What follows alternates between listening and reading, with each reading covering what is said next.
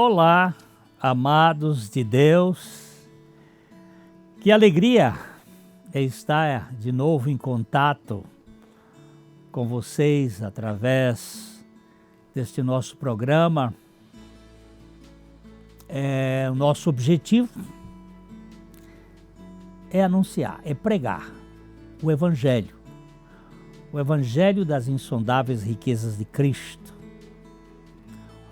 Cristo, o Deus que se fez carne,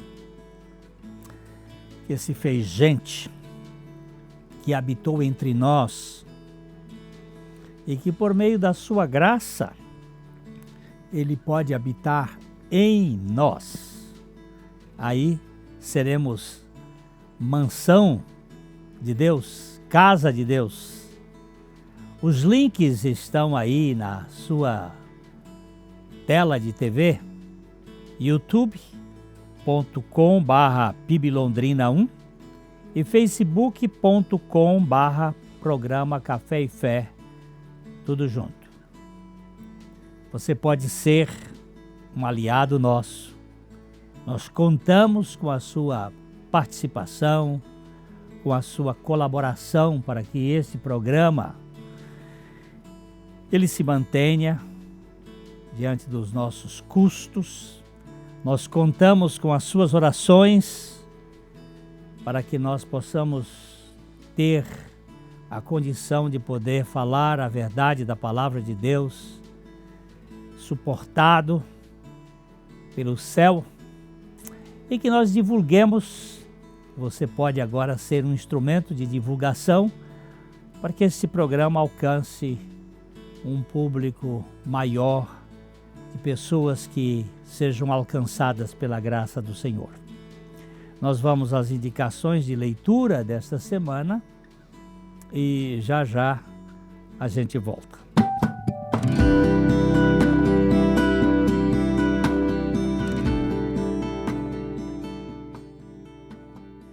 Hoje eu trouxe um livro aqui para a sua estante. É um livro clássico, um livro fantástico. Na verdade, é uma coleção. Esse é o segundo volume. O terceiro ainda não foi publicado. Chama-se O Descortinar do Drama da Redenção. Eu já fiz a apresentação do primeiro livro numa outra ocasião, e agora saiu este segundo livro. O Dr. Scrooge, que foi um homem maravilhoso na Inglaterra, ele levou 40 anos para escrever esta obra, que está em 3 volumes. O Descortinar do Drama da Redenção. E ele faz como se fosse realmente um drama. O livro propõe a seguinte divisão: um prólogo, que é Gênesis de 1 a Gênesis 11:9, o primeiro ato, que é Gênesis 11:10 até Malaquias, o interlúdio, que é o tempo entre Malaquias e Mateus, o segundo ato, que é de Mateus a Judas, e o epílogo, que é Apocalipse. Olha, pensa num curso de teologia que você pode ter em sua casa.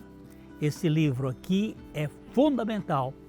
Os 3 volumes, espero que o terceiro volume saia logo, antes de Jesus voltar, que vai ser uma bênção. Se você precisar dele, pode entrar em contato com a livraria da PIB Londrina e você terá a condição de receber em sua própria casa.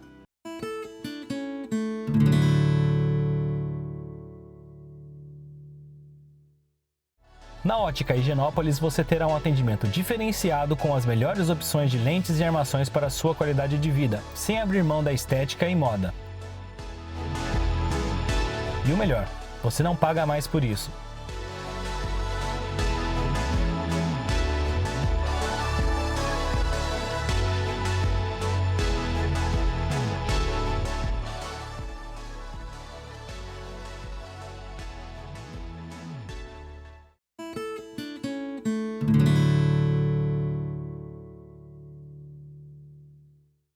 nós vamos tratar de um assunto que é fora da parada.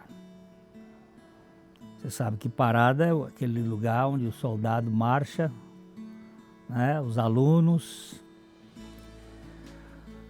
Os principais sinais daquilo que define como sendo pecado é autoconfiança e autonomia. O pecado nos mantém andando por conta própria. É esta ideia de pecado. Lógico que tem as rebeliões, as rebeldias, as desobediências, mas tudo isso é fruto desta autoconfiança e dessa autonomia. Eu sou a lei e eu confio em mim. Todo aquele que confia em si mesmo dispensa Deus, bem como aquele que se autogoverna. Antes de ser uma transgressão da lei, o pecado é autodeterminação do ego. É o ego se autodeterminando. O medo é o resultado da desconexão do ser humano de Deus. E a afoiteza é uma tentativa do ser humano ser como Deus.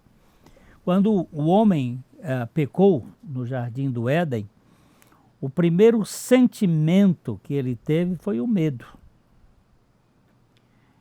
E isto é fruto dessa afoiteza do ego em ser como Deus, porque foi isso que a serpente sutilmente implantou no projeto da desobediência do ser humano. A autoconfiança se baseia num ego ensimesmado. Ensimesmado significa aquele que está cheio, pleno de si mesmo, que se acha autossuficiente. Todavia, ninguém é bastante para se autogovernar. Nós temos uma realidade na nossa vida que se chama morte, e ela determina prazo. Eu posso dizer aqui para os meus queridos que estão nos ajudando aqui nessa gravação, amanhã eu vou na sua casa, Renan. E aí a morte chega e a minha autoconfiança e a minha autodeterminação foi para o brejo. Que nós não temos essa possibilidade. Nenhum ser humano vive sem algum controle pessoal. Alguém já afirmou que seremos controlados ou por Satanás, ou pelo ego, pelo eu, ou por Deus. O controle de Satanás é de escravidão. O controle do eu é de futilidade. E o controle de Deus é de vitória. Jesus foi um homem movido inteiramente por fé e jamais viveu por iniciativa pessoal. Ele vivia na dependência do Pai. Ele disse: eu lhes digo a verdade. O filho nada pode fazer, coisa alguma ele pode fazer por sua própria conta. Ele faz apenas o que vê o pai fazer. Aquilo que o pai faz, o filho também faz. Isso está em João, capítulo 5, verso 19. Eu vou repetir esse versículo. Eu lhes digo a verdade. O filho não pode fazer coisa alguma por sua própria conta. Ele faz apenas o que vê o pai fazer. Aquilo que o pai faz, o filho também faz. Você presta atenção que ele se põe numa posição de dependência. Aqui está claro que quem o governa era o pai. O autocontrole e o controle do alto são realidades totalmente diferentes. O autocontrole sou eu que me controlo. O controle do alto é Deus que me controla. Muitos querem controlar a situação de suas vidas para estarem por cima dos acontecimentos, para estarem no controle. Mas outros querem depender do controle de cima para estarem em cima da vontade de Deus. Nós oramos o Pai Nosso e dizemos: seja feita a tua vontade, assim na terra como no céu. Mas isto muitas vezes é apenas um chavão, é apenas uma reza, é apenas um dizer. De fato, nós não estamos querendo esta realidade na nossa vida. É assim que percebemos a humanidade. Os autoconfiantes e os confiantes no Altíssimo. Aqueles que confiam em si, normalmente desconfiam dos outros e querem ser os governantes dos sistemas. Eles querem estar no controle, com a mão naquilo que eles, no manche, para que eles façam, para que seja feita a sua vontade, não a vontade de Deus. Querem sempre fazer parte do poder ou serem consultados. Mas os que confiam no poder do alto sabem que Deus é soberano e que Ele está no controle de suas vidas. Eles não estão preocupados com o amanhã, porque o amanhã tem o seu próprio mal. Eles estão dependendo hoje do Senhor. Quem confia em Deus não busca um lugar de destaque, por exemplo, mas lugar de ataque, no serviço mais humilde, sem holofotes, sem aplausos, sem condecorações no final da peça. Eles estão ali prontos para ser instrumentos de Deus neste mundo. Nós precisamos, antes de tudo, de uma desconstrução desta nossa autoconfiança para sermos construídos com a confiança no poder do alto, no poder do Pai, no Deus eterno. Precisamos ser desabilitados da autonomia, a fim de sermos dirigidos pelo poder do Espírito Santo. Isso são realidades que nós precisamos ganhar por meio da graça de Deus nas nossas vidas. Precisamos ser crucificados com Cristo para podermos ter a vida da ressurreição como agente de nossa existência cristã. Eu vou dar uma paradinha aqui e logo nós voltamos.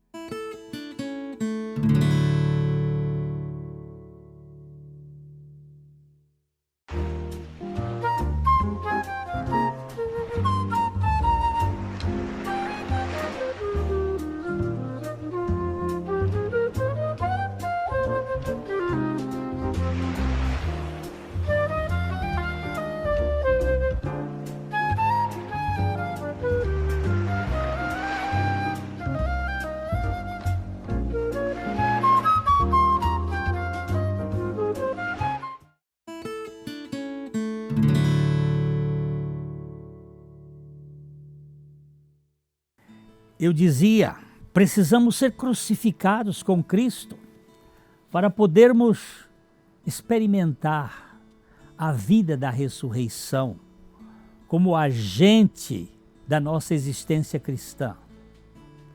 Crucificado é o único adjetivo definido pelo qual se descreve a vida cristã. O ser humano caído é um poço de vaidade, é um poço de egoísmo, e somente a cruz pode atingir o âmago da corrupção deste coração perverso. Não é a escola, não é a igreja, não é Estado. Quando eu falo igreja aqui, eu falo instituição.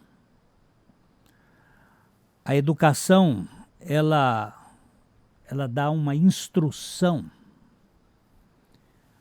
A igreja dá uma condição de entendimento religioso. O Estado dá uma frustração pelas leis, mas só o Evangelho pode dar uma realidade verdadeiramente de transformação. Um líder na igreja não é alguém que tem seguidores pessoais, mas é alguém que segue pessoalmente a Cristo, levando sempre os outros a segui-lo. Alguém me perguntou quantos seguidores você tem no seu blog, Não tenho seguidor nenhum. Quem tem seguidor é Cristo. Não há lugar de chefe ou de comandante numa comunidade de redimidos. Todos nós somos soldados rasos do único comandante, que é o nosso Senhor Jesus Cristo. Na igreja, a liderança não se distingue, apenas se desestima pela obra da cruz. Precisamos sair do palco e agir alegremente nos bastidores. Nós precisamos sair da parada e viver no ostracismo para a glória de Deus. O Dr. Tozer, A.W. Tozer, ele dizia para os cristãos artificiais de nossos dias: Jesus sempre precisa experimentar a morte, pois tudo o que desejam ouvir é outro sermão acerca de como ele morreu.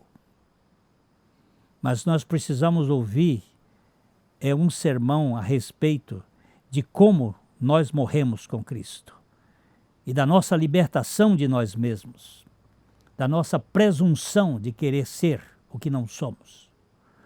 O que nós precisamos saber de fato é que nós morremos com Ele para que Ele viva em nós. Portanto, estamos fora da parada.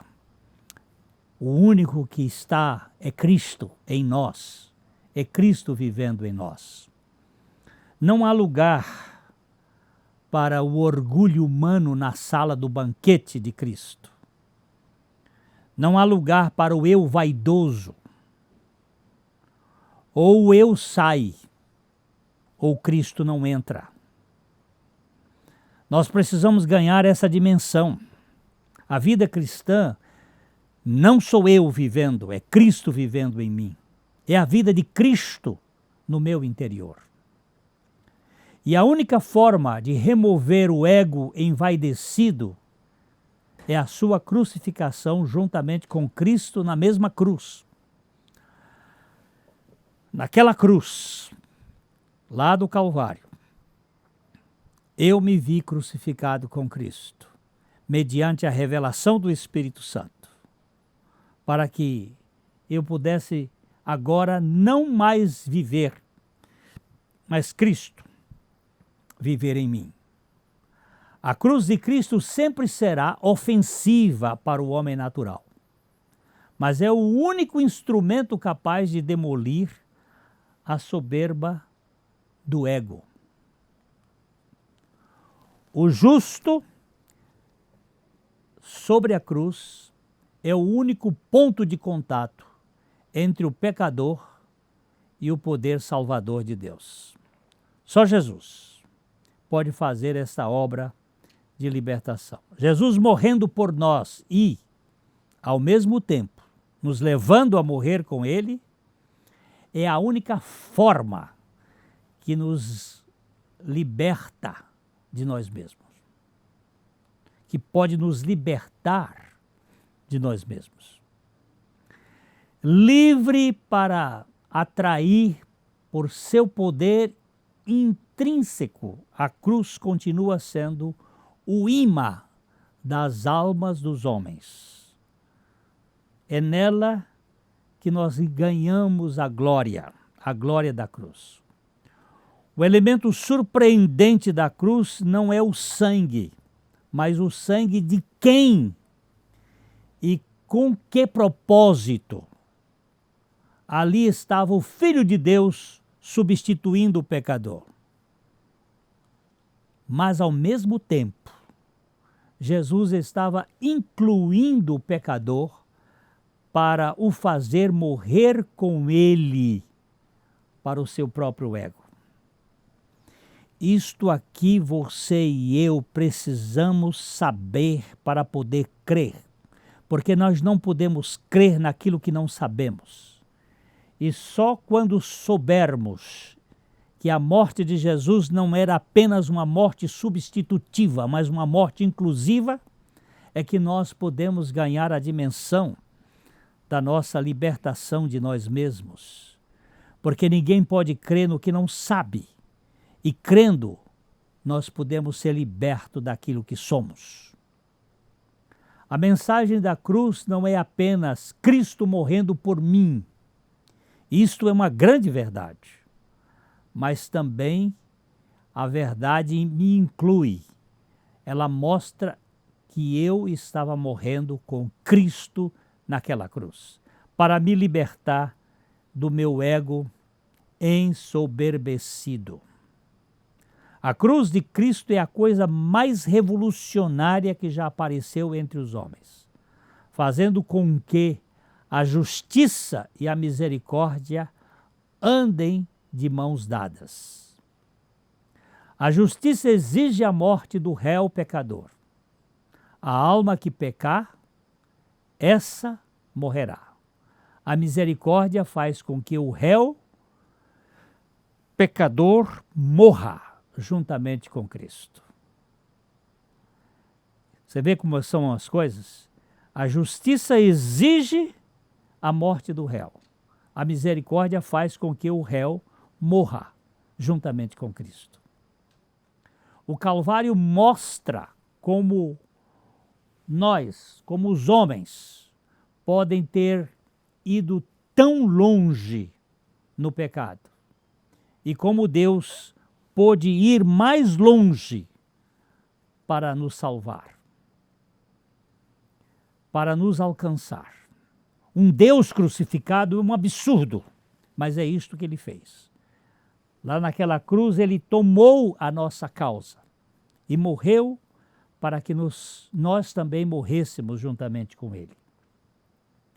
Jesus morrendo por nós é um ato que satisfaz plenamente a justiça de Deus.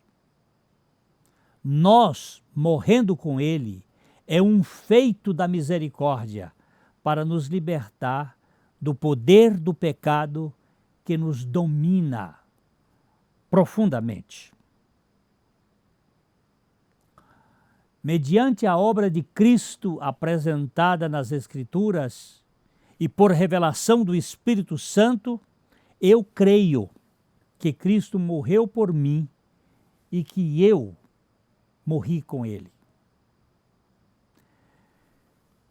Se eu, pela fé, creio que estou crucificado com Cristo, então eu posso sair do palco e viver pela vida de Cristo, sem qualquer necessidade de exibição, sem qualquer necessidade de chamar a atenção, sem qualquer necessidade de demonstrar quem sou, porque se sou hoje alguém, dependo do Cristo que vive em mim. A vida cristã autêntica não sou eu quem vive, mas é Cristo quem vive em mim. E aqui não há atalho. Você crê que Cristo morreu em seu benefício? Isso é muito precioso, pois a Bíblia assim o diz. Porém, você precisa crer também que você foi crucificado com Cristo. Isto é verdade das Escrituras. A mesma Escritura que diz que eu morri com Ele, que Ele morreu por mim, diz que eu morri com Ele. A mesma Bíblia que afirma que Cristo morreu por mim, diz ainda que eu morri com Ele. E aqui está, não só o perdão dos pecados, mas a libertação de mim mesmo. A grande mensagem do cristianismo é que, além de sermos libertos de nossa condenação do pecado, nós fomos libertos de nós mesmos. Não mais eu, mas Cristo vive em mim. É isto que nós estamos propondo diante deste momento para que você leve em consideração. E eu afirmo isto com toda a convicção, de coração para coração, para que você experimente, mediante a revelação do Espírito Santo, que você também estava naquela cruz juntamente com Cristo. Até o nosso próximo programa, se o Senhor assim permitir.